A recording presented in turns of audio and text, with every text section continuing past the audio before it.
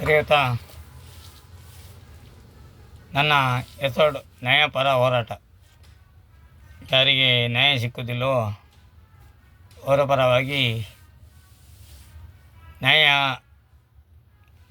ಕರೆಕ್ಟಾಗಿದ್ದಲ್ಲಿ ನ್ಯಾಯವನ್ನು ದೊರಕಿಸಿಕೊಡುವಂಥದ್ದು ನನ್ನ ಧರ್ಮ. ನ್ಯಾಯಪರ ಹೋರಾಟ ನನ್ನ ಯೂಟ್ಯೂಬ್ ಚಾನಲು. ಇವತ್ತಿನ ಚಾನಲ್ ಏನಂತ ಹೇಳಿದರೆ CC ಕ್ಯಾಮರಾ ಬಗ್ಗೆ.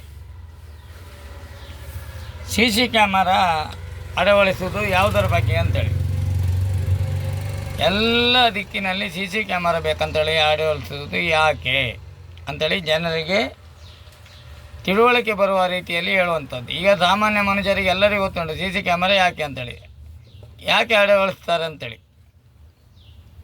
ಯಾಕಂತ ಹೇಳಿದ್ರೆ ಎಲ್ಲರೂ ಕಳ್ತನವಾದರೆ, ಎಲ್ಲಿಯಾದರೂ ದರೋಡೆ ಆದರೆ ಅದರಲ್ಲಿ ಕಂಡು ಹಿಡಿಯಲಿಕ್ಕೆ ಆಗುತ್ತದೆ ಅಂಥೇಳಿ. ಅದೇ ರೀತಿಯಲ್ಲಿ ಎಲ್ಲ ದಿಕ್ಕಲ್ಲಿ CC ಕ್ಯಾಮರಾ ಉಂಟು. ಕೆಲವೇ ದಿಕ್ಕಲ್ಲಿ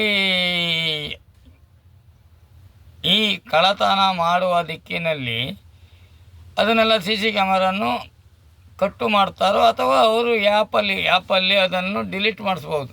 ಯಾವುದೇ ಕಾನೂನಲ್ಲಿ ನಿಮ್ಮನ್ನು ಆ್ಯಪನ್ನು ಡಿಲೀಟ್ ಮಾಡುವಂಥದ್ದು ಎಲ್ಲ ಕ್ರಮದಲ್ಲಿ ಉಂಟು. ಯಾಕೆ ಹೇಳಲಿಕ್ಕೆ ಹೋದರೆ ತುಂಬ ಹೇಳಲಿಕ್ಕೆ ಹೋದರೆ, ಈಗ ಬಸ್ಸಲ್ಲಿ ಸಹ ಆದರೆ ಹಂಗೆ ಇದು ಮಾಡ್ತಾರೆ, ಕಂಪ್ಯೂಟ್ರನ್ನು ಒತ್ತಾರೆ, ನಿಮ್ಮ ನೋಡುವಾಗ ಇದು ಡೈರೆಕ್ಟಾಗಿ ಓನರೇ ಸಿಗ್ತದಂತ. ಅದನ್ನು ಹರಿದು ಹಾಕಿ ಪುನಃ ಮಾಡ್ಬೋದು. ಇದು ಇದು CC ಕ್ಯಾಮರಾ ಅಂತರೂ ಅದೇ. ಎಲ್ಲಿಯಾದರೂ ಮೋಸ ಮಾಡಿ ವಂಚನೆ ಮಾಡಿ ನಿಮ್ಮ ದೇವಸ್ಥಾನ, ಈಗ ನಾನು ಮುಂದರ್ತಿ ದೇವಸ್ಥಾನ ಬಗ್ಗೆ ಮಾತಾಡುವಂಥದ್ದು, ಅಲ್ಲಿ ಯಾವುದೇ CC ಕ್ಯಾಮರಾ ಇರ್ಬೋದು, ಅದನ್ನು ಡಿಲೀಟ್ ಮಾಡಿ ಇವರ ಹಣವನ್ನು ಅದನ್ನು ಬಂದ್ ಮಾಡಿಸ್ಬೋದು. ಮೊನ್ನೆ SP ಸರ್ ಅವರು ಹೇಳಿದ್ದಾರೆ, ಎಲ್ಲವನ್ನು ಇಲ್ಲೇ ಮಾಧ್ಯಮದಲ್ಲಿ ಇರುವಂಥದ್ದನ್ನು ಬಂದ್ ಮಾಡಿಸಿ ಮತ್ತೆ ನನ್ನ ಇದು ಮಾಡಿ ಅಂಥೇಳಿ, ಸಮೀಕ್ಷೆ ಮಾಡಿ ಅಂಥೇಳಿ. ಯಾಕಂತ ಹೇಳಿದರೆ ಈಗ CC ಕ್ಯಾಮರಾ ಇದ್ರ ಕೂಡಲೇ ಆಗೋದಿಲ್ಲ. ಅದನ್ನು ಆ್ಯಪನ್ನು ರೆಡಿಯಾಗಿ ಇಟ್ಟುಕೊಂಡ್ರೆ ಮಾತ್ರ, ಇಲ್ಲದಿದ್ದರೆ ಅದನ್ನು ಡಿಲೀಟ್ ಮಾಡ್ಬೋದು, ಹಣವನ್ನು ಕಳಿಬೋದು, ಯಾವುದೇ ಮೋಸ ಮಾಡ್ಬೋದು, ಯಾವುದನ್ನು ಬೇಕಾದ್ರೂ ಮಾಡ್ಬೋದು. ಒಟ್ಟು ನಾವು ಹೆಳೆಗೆ ಮಾತ್ರ, ನಮ್ಮ ಮನಸ್ಸಿಗೆ CC ಕ್ಯಾಮರಾ ಬೇಕಂತ ಹೇಳುವಂಥದ್ದು. ಅದೇ ರೀತಿಯಲ್ಲಿ ನಾನು ತುಂಬ ದೇವಸ್ಥಾನಕ್ಕೆ, ಈಗ ನಿನ್ನೆ ಇತಿಹಾಸ ಹೇಳಲಿಕ್ಕೆ ಹೋದರೆ ಧರ್ಮಸ್ಥಳದಲ್ಲಿ ಎಷ್ಟೋ ಜನ ಭಕ್ತಾದಿಗಳು ಹೋದಾಗ ಮುಂದರ್ತಿದ್ದು ಮತ್ತೆ ಹೇಳ್ತೇನೆ, ಅಲ್ಲಿ ಬೋರ್ಡ್ ಉಂಟು, 20 ರೂಪಾಯಿ ಮಂಡಿ ಕೂದಲು ತೆಗೆಯುವವರಿಗೆ, 20 ರೂಪಾಯಿ ಮೆಟ್ಟಿಟ್ಟುವವರಿಗೆ, 20 ರೂಪಾಯಿ ಮತ್ತೊಂದು ಒಳಗೆ ಹೋಗುವಾಗ. ಈ ರೀತಿಯಲ್ಲಿ ಧರ್ಮಾಧಿಕಾರಿಗಳಂತೇಳಿ ಭಾರಿ ಫೇಮಸ್. ಅವ್ರ ಬಗ್ಗೆ ನನಗೆ ಇದೇ ಇಲ್ಲ. ಆವಾಗ ಹೋದಂಥ ಭಕ್ತಾದಿಗಳು ಎಷ್ಟೋ ಕಷ್ಟಪಟ್ಟು ಹೋದವರು ಅಲ್ಲಿ ಲೈನಲ್ಲಿ ನಿಂತ್ಕೊಂಡು, ಈಗ ಜನವೇ ಇಲ್ಲಂತೆ, ದೇವಸ್ಥಾನದಲ್ಲಿ ಜನವೇ ಇಲ್ಲಂತೆ. ಈಗ ಮಾಧ್ಯಮದಲ್ಲಿ ನೋಡಿದ್ದು, ನಿನ್ನೆ ಮಾಧ್ಯಮ ಅಲ್ಲ ಸಾರಿ ಯೂಟ್ಯೂಬಲ್ಲಿ ನಿನ್ನೆ ನೋಡಿದ್ದು. ಅವರು ಎಲ್ಲ ಮ್ಯಾನೇಜರಿಗೆ ಫೋನ್ ಮಾಡಿ ಕೇಳ್ತಾನೆ, 20 ಅಂತೇಳಿ ಹೋಗುವಾಗ 100 ರೂಪಾಯಿ ಆಯ್ತಂತೆ ಅವನು ಒಳಗೆ ಹೋಗುವಾಗ, ಮಂಡಿ ಕೂದಲು ಬೋಳಿಸುವಾಗ. ಅದು ಯಾವುದೇ ಕ್ರಮ ಇಲ್ಲ. ಅಲ್ಲಿ ಧರ್ಮಸ್ಥಳದಲ್ಲಿ ಮಂಡಿ ಬೋಳಿಸ್ಬೇಕು ಅಥವಾ ಮಂದರ್ತಿ ದೇವಸ್ಥಾನದಲ್ಲಿ, ನಾನು ಗೊತ್ತಿಲ್ಲ. ಈಗ ಮೊನ್ನೆ ನೋಡುವಾಗ ಮಂದರ್ತಿ ದೇವಸ್ಥಾನದಲ್ಲಿಯೂ ಮಂಡಿ ಬೋಳಿಸುವ ಕ್ರಮ ಉಂಟಂತೇಳಿ ನನಗೆ ಮಾಹಿತಿ ಬಂದಿದೆ. ಅಲ್ಲಿ ಎಷ್ಟು ತಗೊಳ್ತಾರೋ ಏನೋ ನನಗೆ ಗೊತ್ತಿಲ್ಲ. ಇವತ್ತಿನವರೆಗೆ ನನಗೆ ವರ್ಷ 46 ಆಗಿದೆ. ಮೊನ್ನೆ ಒಬ್ಬರು ಕೇಳಿದಾಗ ಹೇಳಿದ್ದಾರೆ, ಅಲ್ಲಿ ಚೀಟಿ ಮಾಡ್ತಾರೆ, ಅಲ್ಲಿ ಮಂಡಿ ಬೋಳಿಸ್ತಾರೆ ಅಂತೇಳಿ. ನಾನು ಹೇಳಿದೆ, ದೇವಸ್ಥಾನದಿಂದ ಯಾವುದೇ ಬಂಡರ್ ಶಾಪ್ ಇಲ್ಲ, ಧರ್ಮಸ್ಥಳದಲ್ಲಿ ಉಂಟು, ಮುಂದರ್ತಿಯಲ್ಲಿ ಇಲ್ಲ. ಹೇಗೆ ಮಾಡ್ತಾರೆ ಅಂತ ನನಗೆ ಗೊತ್ತಿಲ್ಲ. ನಾನು ಇನ್ನೂ ಇತಿಹಾಸದಲ್ಲಿ ಕೇಳಲಿಲ್ಲ, ಇದು ನೀವು ಫಸ್ಟ್ ಹೇಳುವಂಥದ್ದು ಅಂತ ಹೇಳಿದ್ರು. ಆವಾಗ ನನ್ನ ತಂದೆ ಮಾಡಿಕೊಂಡು ಹೋಗಿದ್ದಾರೆ, ನಾನು ಮಾಡ್ತೇನೆ ಅಂತೇಳಿ. ಆಯಿತು ಮಾರ, ಚೀಟಿ ಮಾಡ್ಕೊಂಬನ್ನಿ, ನೀವು ಬಂಡರ್ ಶಾಪಿಗೆ ಹೋಗಿ ಹಣ ಕೊಟ್ಟು ಮಾಡ್ಕೊಂಡು ಬಂದರು ಅವರು. ಪುನಃ ಅವ್ರ ಮನೆಗೆ ಬಿಟ್ಟೆ. ಅದೇ ಇದನ್ನು ಧರ್ಮಸ್ಥಳದಲ್ಲಿ ಒಳಗೆ ಹೋಗುವೊಳಗೆ 100 ರೂಪಾಯಿ ಇತರ ಅಂತ ಹೇಳಿದರೆ 20 ರೂಪಾಯಿ ಕಟ್ಟಿ, ನಂತರ ಒಳಗೆ ಹೋಗಿ ಮಂಡಿ ಎಲ್ಲ ಬೋಳಿದ ನಂತರ ಅಲ್ಲಿ ಬರ್ತಿದ್ದಾರೆ ಬೋರ್ಡ್ 20 ರೂಪಾಯಿ ಅಂತೇಳಿ. ಆವಾಗ ಇವ ಕೇಳಿದ, ಇಲ್ಲಿ ನೋಡಿ ಈ ಬೋರ್ಡಿನಲ್ಲಿ ಅವ ಒಬ್ಬ ಸಣ್ಣ ಮಾಧ್ಯಮದನು, ನನ್ನ ಮಾಧ್ಯಮನಲ್ಲ, ಸಣ್ಣ ಯೂಟ್ಯೂಬನು. ಅವ ಉತ್ತರ ಕೇಳಿದ, ಇದಕ್ಕೆ ಯಾಕೆ ನೀವು 20 ರೂಪಾಯಿ ಅಂತೇಳಿ ಈಗ ಅಲ್ಲಿ ಮಂಗಳೂರಿನಲ್ಲಿ ತುಳು ಮಾತಾಡುವಂಥದ್ದು, ಧರ್ಮಸ್ಥಳದಲ್ಲಿ ತುಳು ಮಾತಾಡುವಂಥದ್ದು. ಇವ ದಕ್ಷಿಣ ಕನ್ನಡದನಲ್ಲ, ಅವ ಉತ್ತರ ಕನ್ನಡದನ. ಅವ ಅಲ್ಲಿ ತುಳು ಅಂದರೆ ನನಗೆ ಗೊತ್ತಿಲ್ಲ, ಅವರಿಗೆ ವೈಕ್ ಬರ್ಕಂತ ಹೇಳ್ರಿ ಅಂತಂದು ಗೊತ್ತಿಲ್ಲ. ಅವ ಇವ್ರ ಭಾಷೆಯಲ್ಲಿ ಹೆಂಚಿನ ಮಾರ ನೆತ್ತೊಲ್ಲೆ ಮಾರ ಇರು ಏತು ಕಾಸು 100 ರೂಪಾಯಿ ಬಂಡ್ಯಾನ ಭಾರಿ ಪಾತ್ರನುಳ್ಳೆ ಬಂಡ್ಯರಿಗೆ ಪಕ್ಕ ಆರಿಗೆ ಅರ್ಥ ಆಗ್ತಿದ್ದಿ ಯಾರಿಗೆ ಭತ್ತ ಆಗಿದ್ದಾರೆ ಅವ ಭಕ್ತ ಇದ್ದಾನಿಗೆ ಅರ್ಥ ಆಗೋದಿಲ್ಲ. ಅವ ಉತ್ತರ ಕನ್ನಡದವನು. ಆಚೆ ಆರೆಗೆ ಭಾರಿ ಗಾಂಚಲಿ ಉಂಡಿಗೆ 200 ರೂಪಾಯಿ ತೆತ್ತೊನ್ಲೆ ಬಂಡ್ಯರಿಗೆ. ಇವನಿಗೆ ಗೊತ್ತಿಲ್ಲ. ಇವ ಏನು ಹೇಳಿದ ನೋಡಿ, ಆಯ್ತು ಮಾರ್ರೆ 100 ರೂಪಾಯಿ 100 ರೂಪಾಯಿ ತೊಗೊಳ್ಳಿ ಅಂತೇಳಿ 100 ರೂಪಾಯಿ ಕೊಟ್ಟನಂತೆ. ಇಲ್ಲ 200 ರೂಪಾಯಿ ಕೊಡಬೇಕಂತ ಹೇಳಿದನಂತೆ. ಆಯ್ತು ಮಾರ ಅಂತ 200 ರೂಪಾಯಿ ಕೊಟ್ಟ. ಏನು ನಮ್ಮ ಗ್ರಾಚಾರಕ್ಕೆ ಇಲ್ಲಿ ಬಂದಿದ್ದೇವಲ್ಲ, ಏನೋ ಪರಿಹಾರ ಆಗಲಿ ಅಂತಂದೇಳಿ ಅವ ಒಬ್ಬ ಯೂಟ್ಯೂಬ್ ಚಾನಲನ್ನು ಅಲ್ಲೂ ಕೊಟ್ಟ.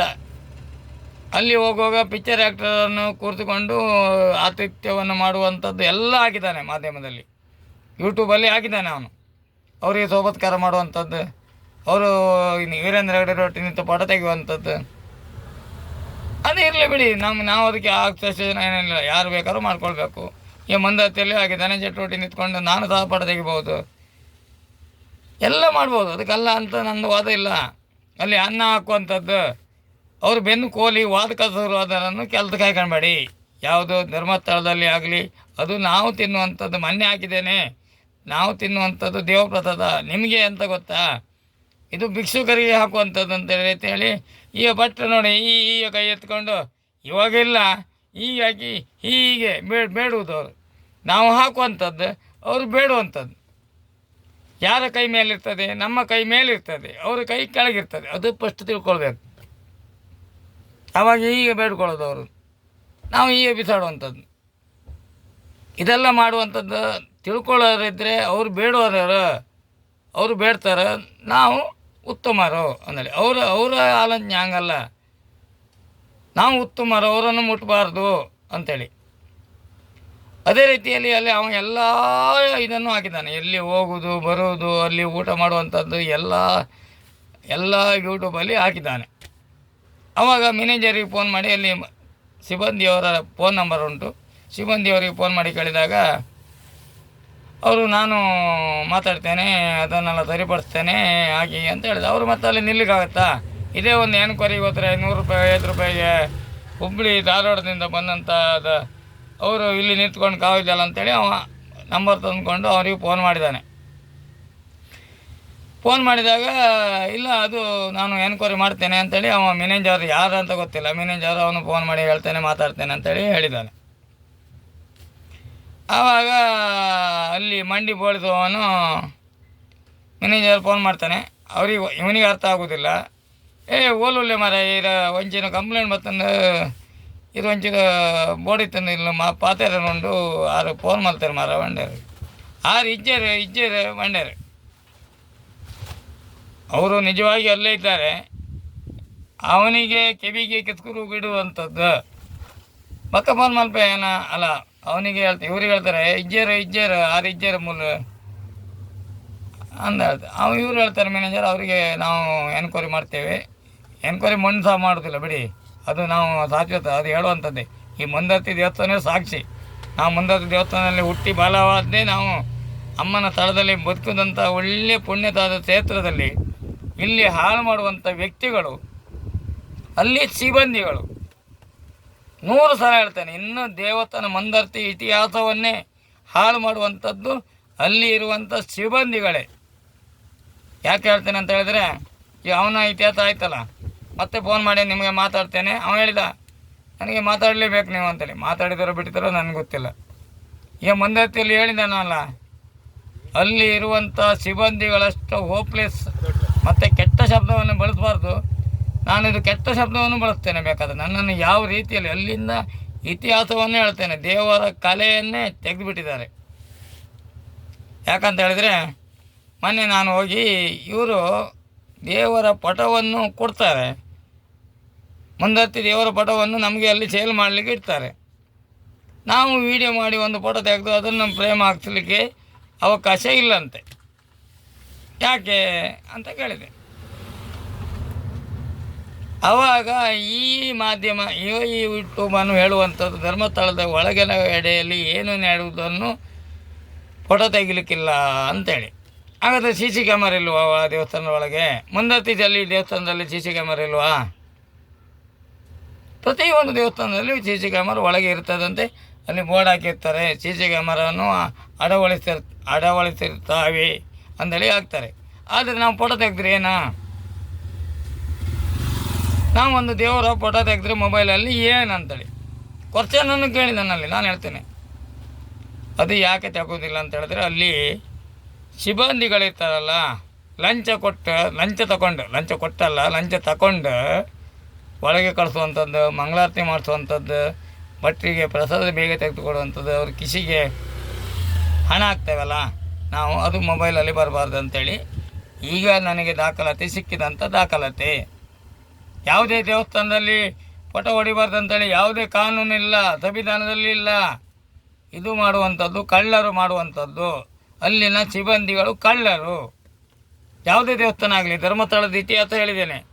ಈಗ ಮಂದರ್ತಿ ದೇವಸ್ಥಾನದಲ್ಲಿರುವಂಥ ಎಲ್ಲ ಸಿಬ್ಬಂದಿಗಳಿಗೂ ನಾನು ಕಳ್ಳರೆಂದೇ ಕರಿತೇನೆ. ಯಾಕಂದರೆ ಅದರಲ್ಲಿ ಒಬ್ಬರು ಒಳ್ಳೆಯರಿಲ್ಲ. ಯಾಕಂತ ಹೇಳಿದ್ರೆ ಎಲ್ಲ ಒಂದೇ ಕುಟುಂಬದವರು. ಅಲ್ಲಿರುವಂಥದ್ದು ಎಲ್ಲ ಕುಟುಂಬದವರು ಒಂದೇ. ಅದಕ್ಕೆ ನಾನು ಹೇಳುವಂಥದ್ದು, ಎಲ್ಲ ನಾನು ಬೇಕಾದ್ರೆ ಸಿ ಸಿ ಕ್ಯಾಮರಾವನ್ನು ಇವತ್ತಿದಲ್ಲ 15 ವರ್ಷದ ಹಿಂದೆ ಮಂದರ್ತಿ ಹಬ್ಬದಲ್ಲಿ ಅಲ್ಲಿ ಮಹಿಳೆಯರು ಅಂತ ಹೇಳಿದರೆ ಶಾಲೆ ಮಕ್ಕಳನ್ನು ಕರೆಸಿಕೊಂಡು ಬಂದು ನೀರನ್ನು ಕೊಡಲಿಕ್ಕೆ ಮತ್ತು ಅಲ್ಲಿನ ಕೆಲಸವನ್ನು ಮಾಡಲಿಕ್ಕೆ ಶಾಲೆಯ ಸಿಬ್ಬಂದಿಯನ್ನು ಕರೆಸುತ್ತಾರೆ.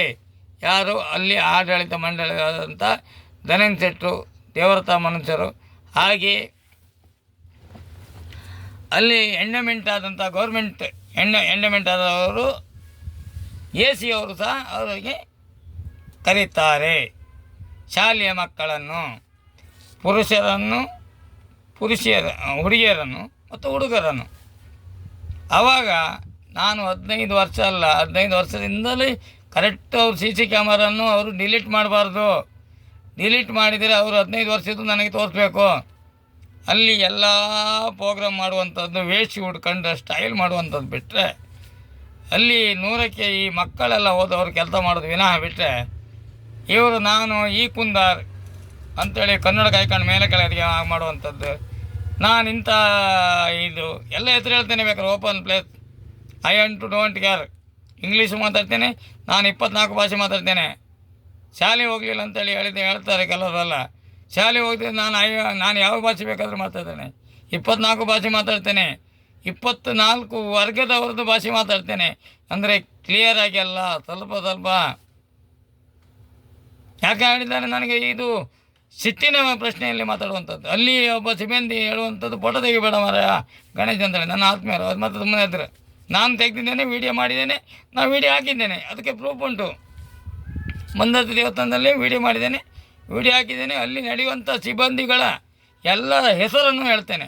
ಕಳ್ಳರಂತೇಳಿ ಅವ್ರ ಹತ್ರ ತಾಕತ್ತಿದ್ದರೆ ಅಲ್ಲ ಅಂತೇಳಿ ಅವರು ಪ್ರೂಫ್ ಮಾಡಬೇಕು. ಘನತೆಗೆ ಇದ್ದರೆ ಅವರು ಪ್ರೂಫ್ ಮಾಡಬೇಕು. ಇದೆಲ್ಲ ನನಗೆ ಮಾಹಿತಿ ನಿನ್ನೆ ನಾಯ್ಕಲ್ಲ ಧರ್ಮಸ್ಥಳದಲ್ಲಿ ನಡೆದಂಥ ಅದೇ ಯೂಟ್ಯೂಬ್ ಚಾನಲ್ ಅವನು ದಾಖಲಾತಿ ಕೇಳಿದಾಗ ಇವರಿಗೆ ದಾಖಲಾತಿ ಕೊಡಲಿಕ್ಕಾಗಲಿಲ್ಲ. ನಾನು ಮಂದರ್ತಿಯಲ್ಲಿ ಕೇಳ್ತಿದ್ದೇನೆ, ಅಲ್ಲಿ ಸಿಬ್ಬಂದಿಗಳು ಯಾವ ದಾಖಲಾತಿಯನ್ನು ನನಗೆ ಕೊಡ್ತಾರೆ? ಅಲ್ಲಿ ಮಾಡುವಂಥ ಮೋಸ ಎಲ್ಲವನ್ನು ಹೇಳ್ತೇನೆ ನಾನು. ಈಗ ಮೇಳದವರಿಂದ ಶುರು, ಒಳ್ಳೊಳ್ಳೆ ವೇತನರಿಗಳನ್ನ ಹಾಕೊಳ್ಳಿಕ್ಕೆ ಆಗೋದಿಲ್ವಾ? ಒಳ್ಳೊಳ್ಳೆ ವೇತನರಿಗಳನ್ನ ಹಾಕೊಂಡ್ರೆ ಸಂಬಳ ಜಾಸ್ತಿ ಕೊಡಬೇಕು. ಈ ಹಳೆ ಮುದುಕರನ್ನು 80 ವರ್ಷ ಇಲ್ಲಿ ದೇವಸ್ಥಾನದಲ್ಲಿ, ಅಲ್ಲಿ ಭಂಡಾರದಲ್ಲಿ ಹಣ ಇಲ್ಲದಿದ್ದರೆ ವಿಷಯ ಬೇರೆ. ಇವತ್ತು ಕಟೀಲು ಬಿಟ್ಟರೆ ಮಂದರ್ತಿಯಲ್ಲಿ ಇರುವಂಥದ್ದು 5 ಮೇಳ, ಕಟೀಲಲ್ಲಿ 6 ಮೇಳ. 5 ಮೇಳಕ್ಕೂ ಇನ್ನೂ 10-20 ವರ್ಷ ಆಟ ಇರಬೇಕಾದ್ರೆ ಕಟೀಲಲ್ಲಿ ಮಳೆಗಾಲದ ಆಟ ಇಲ್ಲ. ಮಂದರ್ತಿ ಕ್ಷೇತ್ರ ಮಾತ್ಮೆಯಲ್ಲಿ ಮಂದರ್ತಿಯಲ್ಲಿ ಮಳೆಗಾಲದ ಆಟ ಇರುವಂಥದ್ದಿದ್ದರೆ ನಮ್ಮ ಮಂದರ್ತಿ ಕ್ಷೇತ್ರದಲ್ಲಿ ಅದನ್ನು ನಾನು ತಿಳ್ಕೊಳ್ಬೇಕು. ನಮಗೆ ಹಣದ ಕೊರತೆ ಇಲ್ಲ, ಅಲ್ಲಿನ ಭಕ್ತಾದಿ ಕೊರತೆ ಇಲ್ಲ. ಇಲ್ಲಿ ಇರುವಂಥದ್ದು ಸಿಬ್ಬಂದಿಗಳು ಮಾಡುವಂಥ ಮೋಸದ ಕೊರತೆ. ಇದೆಲ್ಲ ದಾಖಲಾತಿ ನಾನು ಇಲ್ಲದೆ ಮಾತಾಡೋದಿಲ್ಲ. ನಾನು ಫೋಟೋ ಹೊಡೆದೆ, ನಾನು ವೀಡಿಯೋ ಮಾಡಿದೆ, ದೇವರದ್ದು ಹಾಕಿದೆ, ಗ್ರೂಪಲ್ಲಿ ಉಂಟು, ನೋಡಿ ಬೇಕಾದರೆ ನಾನು ಹಾಕಿದ್ದೇನೆ. ಇವಾಗ ನಾನು ಹಾಕಿ ತಪ್ಪೇನು ಅಂತ ಎಣಿಸುವಾಗ ನಿನ್ನೆ ನೈಟ್ ನೋಡುವಾಗ ಧರ್ಮಸ್ಥಳದಲ್ಲಿ ಇದೇ ರೀತಿ ನಡೀತದಂತೇಳಿ ಅವ ಹಾಕಿದ್ದಾನೆ, ಒಬ್ಬ ಸಣ್ಣ ಯೂಟ್ಯೂಬ್ ಚಾನಲನ್ನು. ಅದಕ್ಕೆ ನಾನು ಹೇಳುವಂಥದ್ದು, ಇನ್ನೂ ಮುಕ್ತೇಶ್ವರ ಧನಂಜಯರಿಗೆ ನಿಮ್ಮ ಗಮನಕ್ಕೆ ಬರಲಿ, ದಯವಿಟ್ಟು CC ಕ್ಯಾಮರನ್ನು ನೀವು ಒಂದು ಸಲ ಬೆಳಿಗ್ಗೆ ಬಂದು ಪ್ರತಿ ಒಂದು ದಾಖಲಾತಿಯನ್ನು ಪ್ರತಿದಿನ ಒಂದು ಅರ್ಧ ಗಂಟೆ ಅದನ್ನೆಲ್ಲ ನೋಡಬೇಕು. ಯಾರ್ಯಾರು ಎಲ್ಲಿ ನಿಂತಿದ್ದಾರೆ, ಯಾರ್ಯಾರು ಎಷ್ಟು ಗಂಟೆಗೆ ಹಾಜರಾಕಿದ್ದಾರೆ, ಯಾರ್ಯಾರು ಎಷ್ಟು ಮೋಸ ಮಾಡ್ತಾಯಿದ್ದಾರೆ, ಅನ್ನವನ್ನು ಯಾವ ರೀತಿಯಲ್ಲಿ ಚೊಲ್ತಾರೆ, ಪಟ್ಟರೆ ಬೆನ್ನು ಕೋಲಿ ವಾದಕ ಶುರುವಾದರೆ ಅವರನ್ನು ಬಿಸಾಡಬೇಕು. ಹಾಕುವಾಗ ದೇವರ ಪ್ರಸಾದ ಅಂತ ಹೇಳಿದರೆ ಭಕ್ತಿ ಭಾವದಿಂದ ಬಗ್ಗಿ ಅನ್ನ ಒಂದೇ ಒಂದು ಕಾಳನ್ನು ಅಲ್ಲಿ ಬೋರ್ಡ್ ಹಾಕಿದ್ದಾರೆ, ಮತ್ತು ಇಡೀ ಕಲ್ಯಾಣ ಮಾಡಿ ಸುತ್ತಲೂ